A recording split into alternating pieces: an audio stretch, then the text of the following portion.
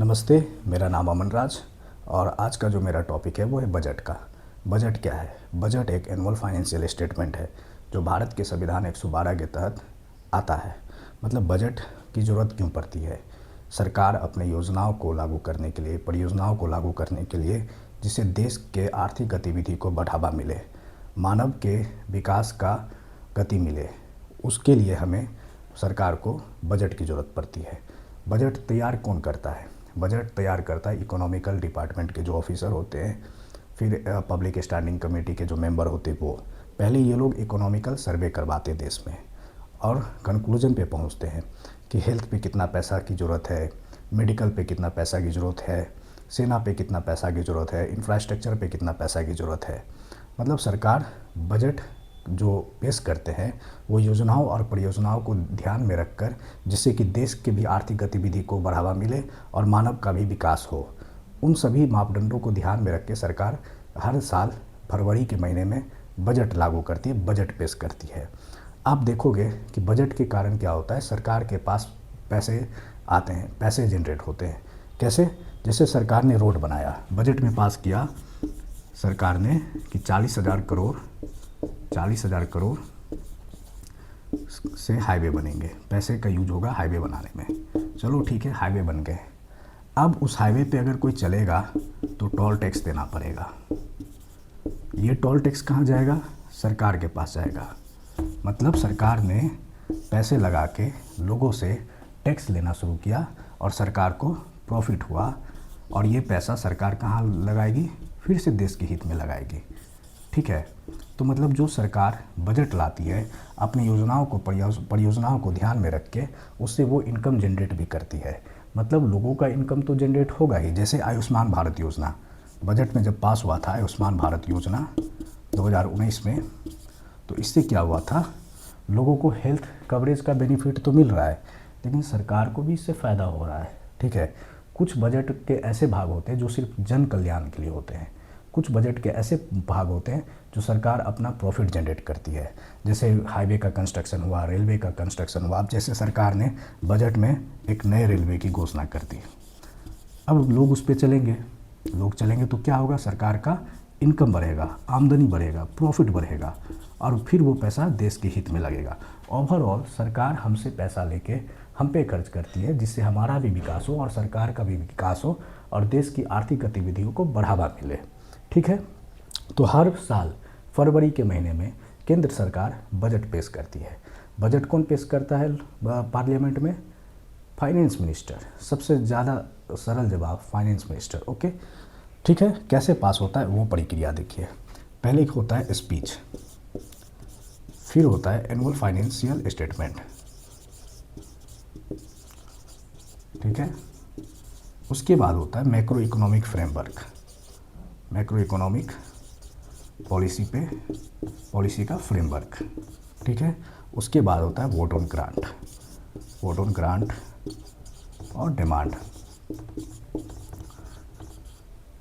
Finance minister parliament में speech देती है बजट को लेके कि हम इतने करोड़ों की बजट लेके आ रहे हैं, पिछले साल के मुकाबला हम बेहतर करेंगे, पिछले साल भी हमने आर्थिक गतिविधियों को बढ़ावा दिया और इस साल भी हमारा प्रयास जारी है कि हम आर्थिक गतिविधि को बढ़ावा देकर देश को दुनिया का सबसे ताकतवर और शक्तिशाली देश बनाएंगे, जिसका जीडीपी अन्य देशों की तुलना ज़्यादा हो। ठीक है, अपने स्पीच में जो भी कहें। फिर एनुअल फाइनेंशियल स्टेटमेंट, इसमें मापदंड होता है जो किस परियोजनाओं पे कितने पैसे खर्च होने वाले हैं। जैसे मेडिकल पे 2,000 करोड़, रोड कंस्ट्रक्शन में 50,000 करोड़, सेना पे 60,000 करोड़। इसमें एक डाटा रहता है कि इस पे इतने खर्च करने हैं। ठीक है, तीसरा है क्या, macro economic policy. Macro economic policy में आता है इंफ्रास्ट्रक्चर, ग्रोथ, एमएसएमईज, स्टार्टअप। आप रिसेंट के टाइम में देखोगे एमएसएमईज और स्टार्टअप में 29% 30% का उछाल आया है, और ये जीडीपी का 29-30% ग्रोथ करने में काफ़ी लाभदायक है। मतलब काफ़ी इन्होंने देश के जीडीपी को बढ़ाने में मदद की है। कौन सा?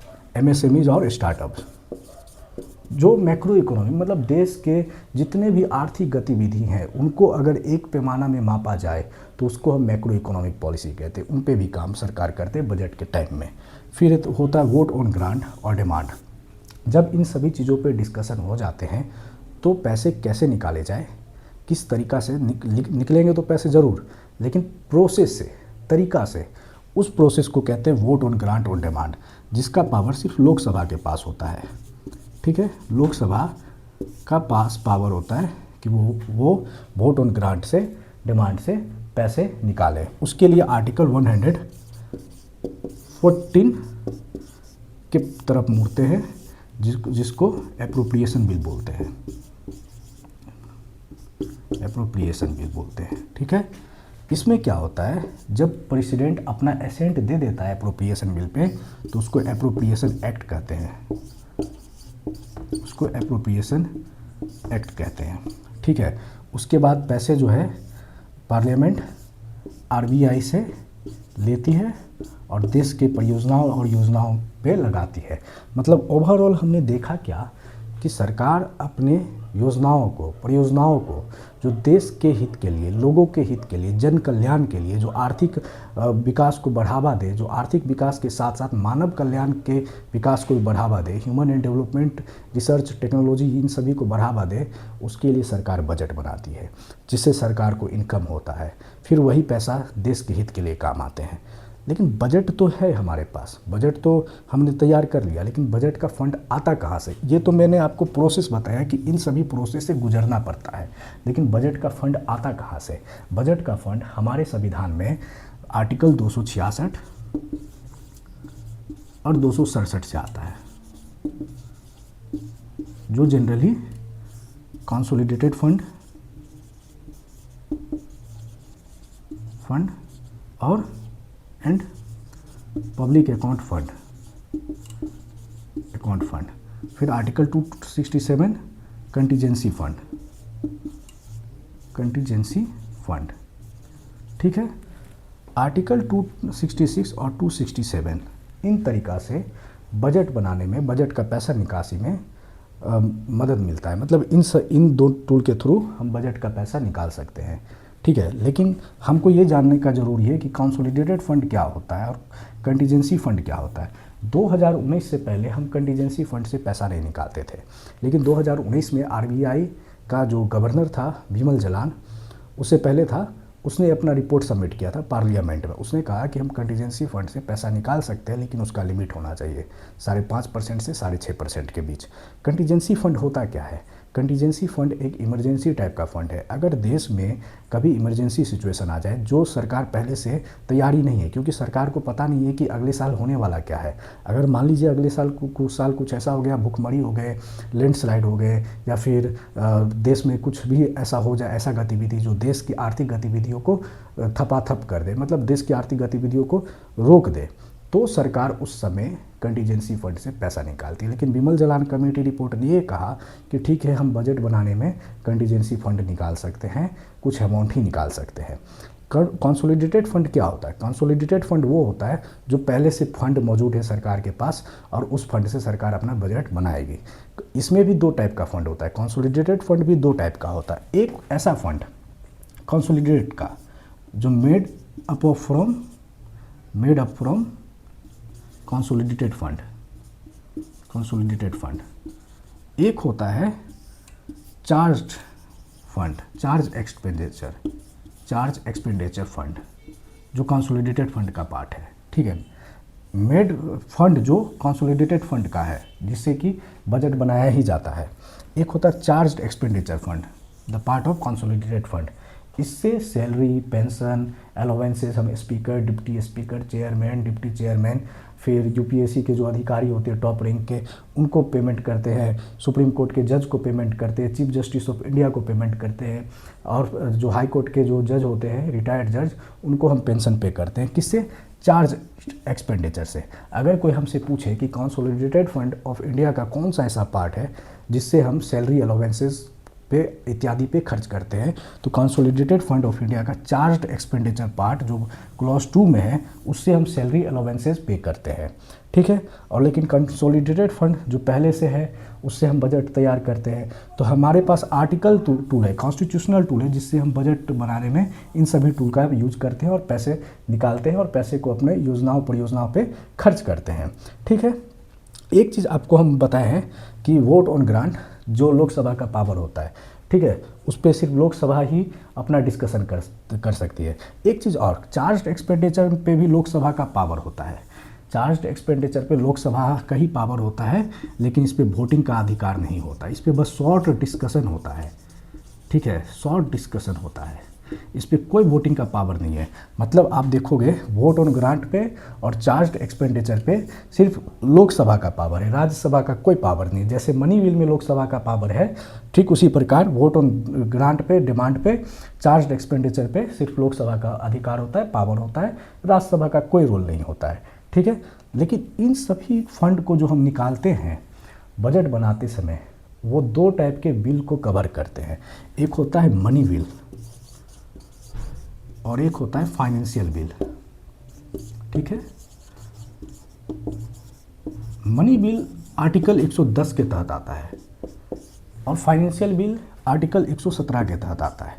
मनी बिल टैक्स से रिलेटेड होता है और फाइनेंशियल बिल रेवेन्यू एक्सपेंडिचर से रिलेटेड होता है, ठीक है।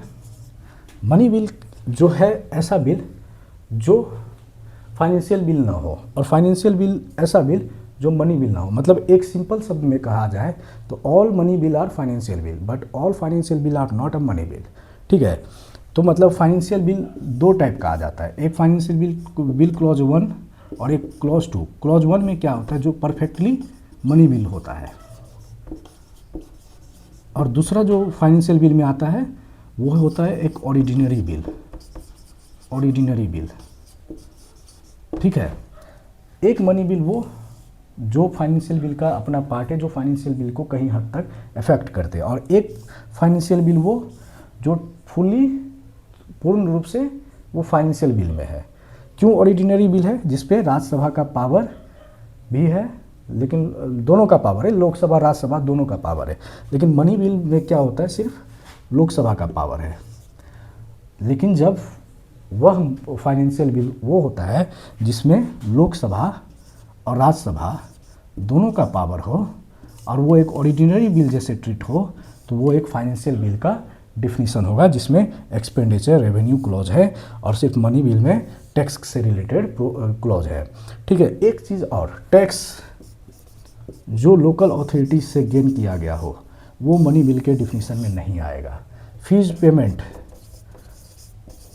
स्टाम्प ड्यूटीज, ये सब मनी बिल का डिफिनीशन नहीं है, ठीक है। ये सब फाइनेंशियल बिल का डिफिनीशन है। टैक्स जो लोकल अथॉरिटी से प्राप्त हो, फीस पेमेंट, ये सब स्टाम्प ड्यूटी, ये सब फाइनेंशियल बिल के एग्जांपल है, मनी बिल के नहीं। मनी बिल सेंटर लेवल को हैंडल करता है। लेकिन फाइनेंशियल बिल दो टाइप का, जिसमें एक एब्सोल्युटली मनी बिल है, एक वो फाइनेंशियल बिल जो ऑर्डिनरी बिल बन जाता है जिस पे लोकसभा और राज्यसभा दोनों का पावर होता है, दोनों अमेंड कर सकता है। लेकिन मनी बिल में सिर्फ लोकसभा का पावर है और स्पीकर का पावर है, राज्यसभा का कोई रोल नहीं है, कोई रोल नहीं है। तो लोकसभा का इसमें सिर्फ पावर है और स्पीकर का पावर है। अगर स्पीकर ये कह दे कि this is the money bill, तो उसको मानना पड़ेगा, सबको मानना पड़ेगा। मनी बिल का जो टेन्यूर होता है वो बस 14 डेज के लिए होता है और प्रेसिडेंट को 14 दिनों के अंदर सहमति देनी पड़ेगी। फाइनेंशियल बिल का जो टेन्यूर होता है वो 75 दिनों का होता है, ठीक है, और प्रेसिडेंट को अपनी सहमति इस पर देनी पड़ेगी। तो हमने ये देखा कि हमारे पास बजट के क्या रूल है, बजट कैसे तैयार होते हैं। बजट कुछ मनी बिल है, कुछ फाइनेंशियल बिल है, ठीक है। बजट में हमारे पास consolidated fund of India, contingency fund of India से बनते हैं और पब्लिक अकाउंट कमेटी से जो पब्लिक अकाउंट होते हैं उनके थ्रू बजट हमारे तैयार होते हैं। मतलब सरकार कैसे बजट से प्रॉफिट कमा रहा है, ये सब हम देखें। और बजट में हमने देखा ये भी कि स्पीच से शुरू होता है, फाइनेंस मिनिस्टर का पार्ट रहता है, फाइनेंस मिनिस्टर उसको रिप्रेजेंट करती है, फिर एनुअल फाइनेंशियल स्टेटमेंट के बारे में बताती है, किस पे कितना खर्च होगा, किस परियोजना पे कितना। मैंने हाईवे का एग्जांपल दिया, आयुष्मान भारत योजना का एग्जांपल दिया समझाने के लिए कि किस तरीक़ा से ये बजट का पार्ट है जो सरकार मानव कल्याण के हित के लिए भी बनाता है और आर्थिक गतिविधि को बढ़ावा देने के लिए भी बनाता है। तो इतना हमने काफ़ी बताया जो बजट से रिलेटेड प्रोविज़न था। तो मेरे चैनल को लाइक कर दीजिएगा, सब्सक्राइब कर दीजिएगा, शेयर कर दीजिएगा, कमेंट कर दीजिएगा। जय हिंद, जय भारत, जय हिंद की सेना। धन्यवाद।